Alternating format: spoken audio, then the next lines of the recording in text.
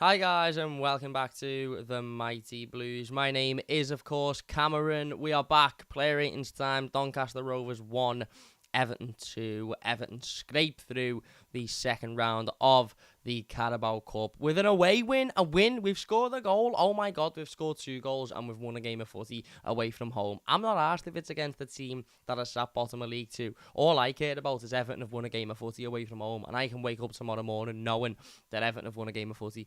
As I said, it was not the easiest 90 minutes of football. In fact, it was quite possibly the worst 45 minutes of football I've ever witnessed. The second 45 obviously was much better. The introduction of Betel, who obviously won man of the match, and rightfully so. He was absolutely phenomenal, not only scoring his debut goal, but also his all-round play was absolutely fantastic. Completely changed the way in which we played, completely changed the outcome of the game. And Everton have been drawn against Aston Villa away from home in the next round of the Carabao Cup. So it was a good run while we had it. Not money messing. Look, to try and be as positive as possible, as I said in the instant match reaction, hopefully this win can be the sort of kickstarter now for our season. We've obviously got Sheffield United away on Saturday afternoon, and that will be a difficult game in itself. But hopefully the lack of confidence that these players were feeling because they hadn't won a game or they hadn't scored a goal or they weren't playing particularly well, hopefully that has been helped tonight by that result, and ultimately hopefully we can go out, and if we can get another win against Sheffield United at the weekend, then that will obviously be absolutely massive to kickstart our Premier League season. And who knows where we'll be when we come to play Aston Villa in the next round. We might be in a good run, we might be in a bad run, who knows. It will be a difficult game, of course, because Villa are a very, very good side, and a very, very good side at home, as they showed a couple of weeks ago when we travelled to Villa Park. But, as I said, who knows where we will be come that fixture. So, yeah, Everton will play Aston Villa in the third round of the Carabao Cup. That has just been announced about 10 minutes ago. But for now, we're going to talk about each individual player's performance from tonight's game against Doncaster. Before we do that, the Dugout Football channel, Doug has donated £5 to the team. Says congratulations on 8k, Cam. The week of the Carabao Cup third round as our baby due date is right, mate. Best of luck to you and your Mrs. Rebecca, of course, on the birth of your new baby. Wishing you both the best of luck, wishing you both health and happiness, and obviously the three of you health and happiness. And yeah, hopefully we can get another video done soon when you've got a spare sort of half an hour, 20 minutes. I'm fully aware that you will be up the wall for the next few months or so. So yeah, massive thank you for the donation, and of course, wishing you all the best of luck in the next few weeks as well. But yeah, let's get straight into it. In goal, Jordan Pickford. Don't think he's at fault for the goal. I'll be honest. Not only was the goal massively offside, it obviously was a very a headed chance from sort of very close to where Jordan was, so it would be very harsh to sort of criticise him for that. You could say, well, maybe he should have come out and cleared it, but ultimately, if it would have been the Premier League, the flag would have gone up instantly and it would have been ruled offside. I thought he was okay. There were moments in the game where I thought he looked a little bit nervy. There was a moment in that first half where him and Michael Keane had a little bit of miscommunication. In fact, it wasn't even in the first half. It was in the first 15 seconds of the game where the communication between him and Michael Keane was not what it needed to be, and it very, very nearly caused the goal. In fact, had we been playing a slightly better team, then maybe it would have caused the goal. And he had a couple of moments like that throughout the game where he just didn't seem confident in his defenders. He just didn't seem like he was, he was expecting them to make the right decision, and therefore he tried to come out and make the decision and ultimately left us in a bit of a precarious situation. I think he was okay. I'm going to give him a 6 based on the fact that A, we were playing the team at the bottom of League 2, and B, as I said, there were a couple of moments where he looked a little bit nervy. But yeah, like I said, he overall, generally, other than those moments, he was okay. I don't think he was at fault for the goal, and as I said, he didn't have much to do in way of saves or moments, but he had a couple to make, and he made them. I think he made a really, really good one in the towards the back end of the first half, just before their goal. So, again, maybe it would have been a little bit different if he wasn't there. So, yeah, I'm going to give him a 6 today. Vitaly Mykolenko, of course, coming back in for his first game at left-back this season. 4. yeah, not massively impressed with Vitali, I'll be honest. Defensively, I think there was a couple of times where he was caught. Defensively, I think there were a couple of times where his man just got the better of him. And listen, I understand and I appreciate that. These Doncaster players would have been sort of fancying themselves tonight and would have ultimately been wanting to sort of go out there and impress because they were on the telly and it would have been a big story, etc., etc. But I'm just not convinced that Vitaly Mykolenko was good enough to be a Premier League left-back, and maybe that is the reason as to why he hasn't played a single minute in the Premier League this season. Ashley Young obviously has been preferred over him, and yeah, for me, I don't think he was particularly impressive tonight. He certainly hasn't done himself any favours in regards to trying to sort of get himself in the manager's sort of eye for Sunday's game. I don't think he was absolutely dreadful in terms of on the ball. I just don't think he did enough. I thought he was caught a couple of times off the ball and going forward with the ball at his feet. I don't think he offered enough. He obviously went off with what looked like a little bit of an injury, so hopefully that's nothing too serious. But yeah, wasn't massively impressed with him, I'll be honest. Next to Michael Keane, again, I'm going to give Michael Keane a 4. Yeah, look, I've said this before and I'll say it again. I'm sick of sitting here and criticising Michael Keane. Not because I think he's good enough and I think the criticism is unwarranted. I think the criticism is absolutely warranted. But the fact of the matter is we know what Michael Keane is. And Michael Keane is what he is, whether he's playing against Manchester United or whether he's playing against Colchester United. He is what he is, whether he's playing against Doncaster Rovers or whether he's playing against Barcelona. He is a nervy centre-half who at the moment is massively lacking in confidence. It's actually interesting because there was a moment towards the end of the game where the ball was sort of hoofed up by their goalkeeper, I think, or one of their defenders, and Michael Keane just come out dead commanding, got up above 2 players, not just 1, 2 players, and headed it out. And it was a really commanding moment. He just got up, headed it out, and it was. I turned around to my dad and said, "Why can he not do that? A, in the Premier League when we need him to do it, but B, why can he not do that when we're not winning?" Because we were winning the game at this point. It was 2-1, and it was quite evident that Doncaster had ran out of steam a little bit and weren't going to get back into the game at that point. So why can't he do that when it's 0-0 and we're against the cosh a little bit, and he can have that leadership and that confidence to go, do you know what? No, I'm getting up and I'm winning that header. He just can't seem to do it. He is the example of a player that when you're performing well in terms of as a team and when things are going well, he does all right. But when things are going poorly and you're struggling and you're in a bit of a bad run of form and confidence is low and things like that, he's not somebody you want in the team. And again today, I don't think he done himself any favours. Now, that being said, we obviously know that him and the manager have got a relationship, so or certainly more of a relationship than most of the other players. So he may still well be back in that team on Saturday. But again, for me, I don't think he done himself any favours. I really, really don't. Next to him then was Ben Godfrey. Again, similarly, I'm going to give him a 3. I don't think he did himself any favours either. I thought he was really, really poor today. Now, granted, people will say he's not fit. People will say he needs fitness, he needs game time, he needs minutes in the legs, he hasn't played football for a while, etc., etc. All of those reasons and all of those excuses will, without a doubt be given for Ben Godfrey's performance tonight. The reality of the situation is he wasn't very good.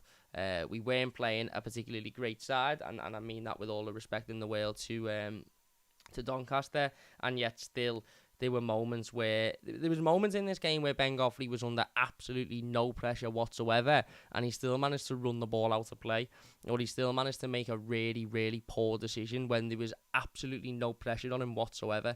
And yeah, again, for me, if that performance was in the Premier League, we might have conceded 5 or 6 tonight, and it would have been truly, truly terrible.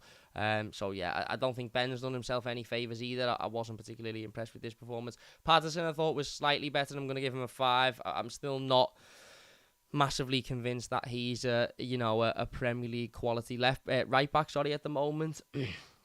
I think he has moments where he looks really good, moments where he looks really sharp, moments where defensively he looks good, and I think he has other moments where he looks poor, where he doesn't look ready, where he doesn't look confident. Going forward, he's poor. We know that both of our fullbacks are incredibly poor going forward, and that's something that needs fixing, because ultimately, in this day and age, you can't just have defensive fullbacks. They have to be at least capable of putting a decent cross in the box. You know, I'm not asking for 10 goals a season. I'm just asking for being able to put a decent ball in the box. I don't think neither Patterson or Mikalenko are capable of that. Yeah, he didn't shine, did he? He didn't stand out. He didn't make you go, do you know what? He's had a really, really good game today. Again, I don't think he was as bad as the others in the back line, but ultimately he wasn't great, and that was why he ended up coming off at half time. Into the midfield then, Onana. Again, I'm sick of saying this about Onana, because I sound like a broken record, and I feel like a broken record when I say it, but started the game really well. First half for me was really impressive. Put himself about, battled, worked hard. Was certainly somebody that that Everton was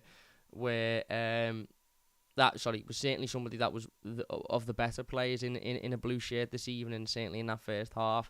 In what was a terrible 45 minutes, I think he was quite blameless in that. I think he was one that you would look at and go, well, do you know what? He's done his best there. He's worked hard, picking the ball up, putting himself about, winning headers, trying to get the ball down and trying to lead. And he did that a couple of times. Again, he wasn't massively influential in the game, which you could say he should be in a game against a League Two side. But I actually don't think he was bad at all in that first half. But the more the game went on, and the more the game progressed into the second half, and then obviously, towards the back end of it, I just don't think he was as involved. I think he faded out the game once again, and it's something I've said about Amadou Onana numerous times over the last couple of weeks, is he fades out of games, and that is a problem, because we need him, given his size, given his stature, given his physicality, given his build. We need him to be influential on games of football. We need him to control games. We need him to be able to put himself about for 90 plus minutes, not 45 minutes and then fade out. 90 plus minutes consistently. He just can't seem to do that at the moment. I'm going to give him a 6, because, as I said, I thought in the first half he was okay. And I don't think he was ever bad. I don't think he ever had a moment where he looked terrible, or he gave the ball away, or he was poor. I just think his involvement faded as the game went on, as it has done a lot recently. On to the next player then, Abdoulaye Doucouré. 4. Not impressed with Abdoulaye Doucouré whatsoever this evening. Again, as the game went on, he probably got better, to be fair.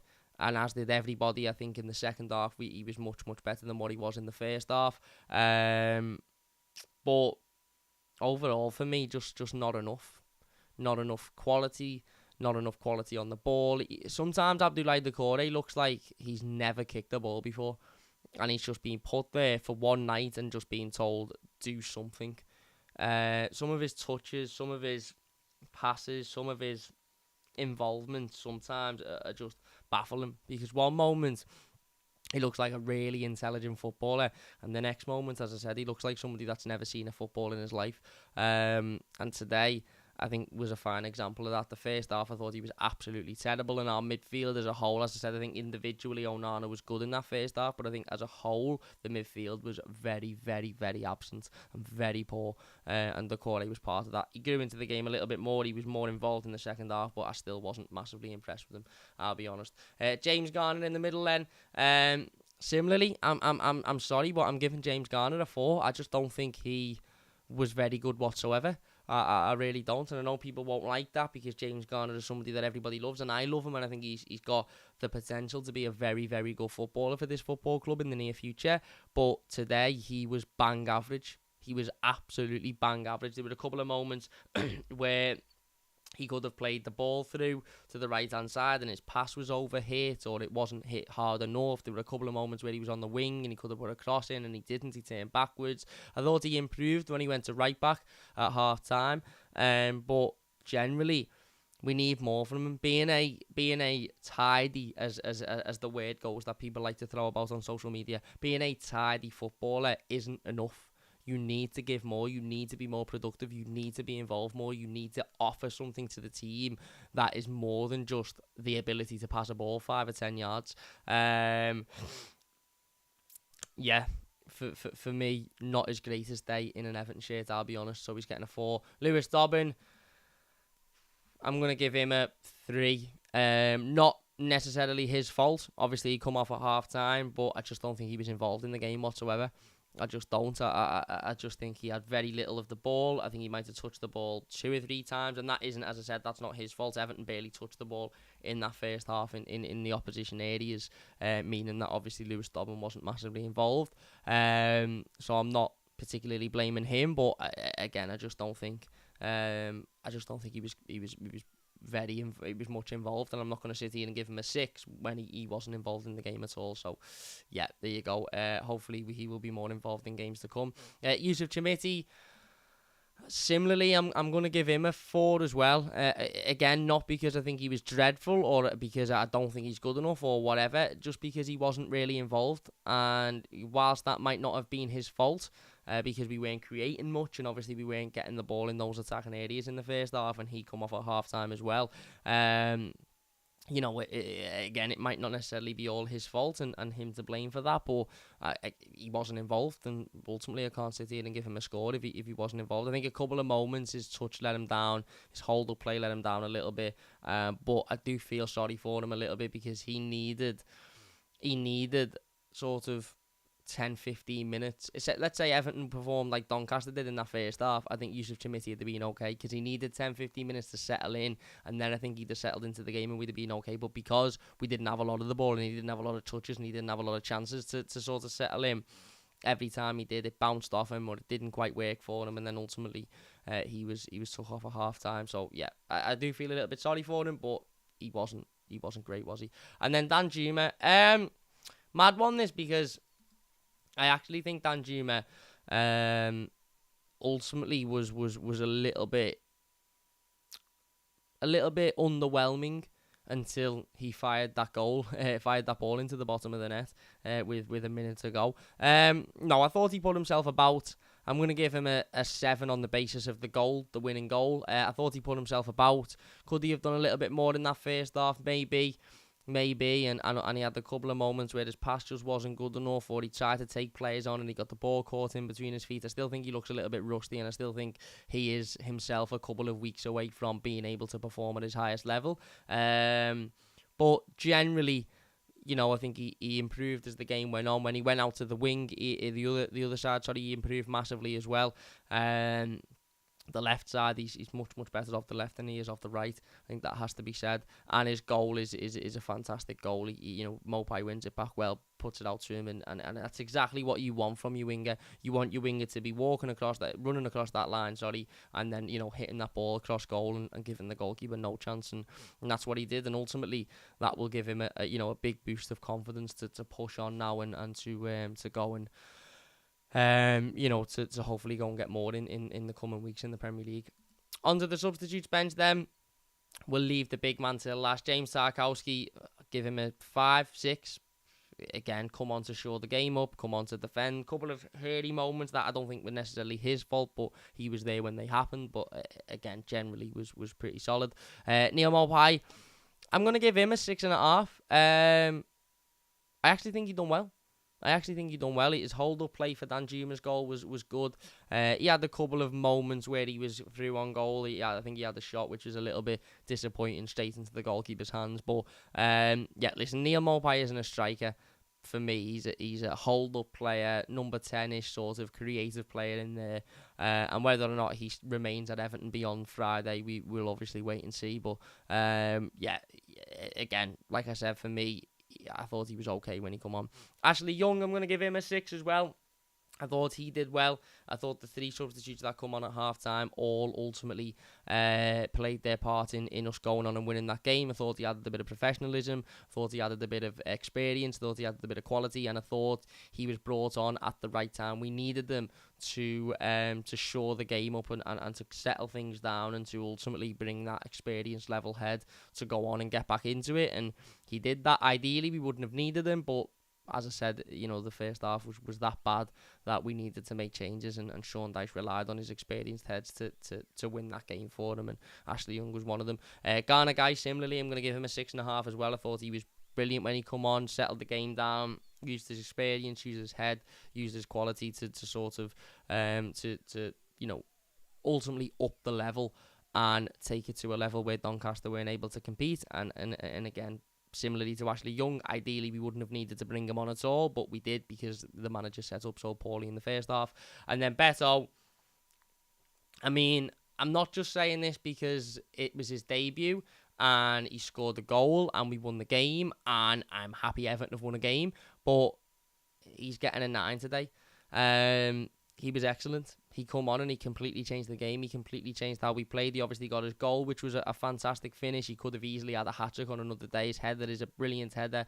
Rattles the post. His offside goal, if it was passed to him a few seconds earlier, he would have been onside and he would have scored it as well. But not only that, his overall play, he dominated when he had the ball at his feet. He was big. He was physical. He backed into defenders. He held the ball up. And I'm not saying this just because we've won a game and I'm all excited, but, and again, I understand League 2 side, first game, let's wait and see what happens on Saturday in the Premier League. But a lot of his hold-up play and his build-up play reminded me very similarly of what we used to have in Romelu Lukaku. Now, I'm not comparing them, and I'm not saying he's as good as Romelu Lukaku. I'm just saying that hold-up play we haven't seen in an Everton striker for a long, long time. Dom does it, but not as much as what Beto seemed to do it today. And yeah, like I said, as debuts go, a really, really impressive one for me, and one that you can take confidence from, and we can take confidence from, and I'm fairly certain he will start that game on Sunday against Sheffield United, and rightly so. Sunday. Why do I keep saying Sunday? Why do I keep thinking this game's on Sunday? Saturday against Sheffield United, and rightly so, because he deserves that. But there you go. There's the player ratings. Let us know your thoughts in the comments section down below. If you haven't checked out the instant match reaction, please go and do so as well. We've done a little YouTube short as well, talking about the Villa game. Obviously, the draw for the Villa game, so go and check that out. And we will obviously be back tomorrow with the game review. So, big thank you all for watching. If you have enjoyed this one, please do leave a like, subscribe if you are new, and we'll see you later.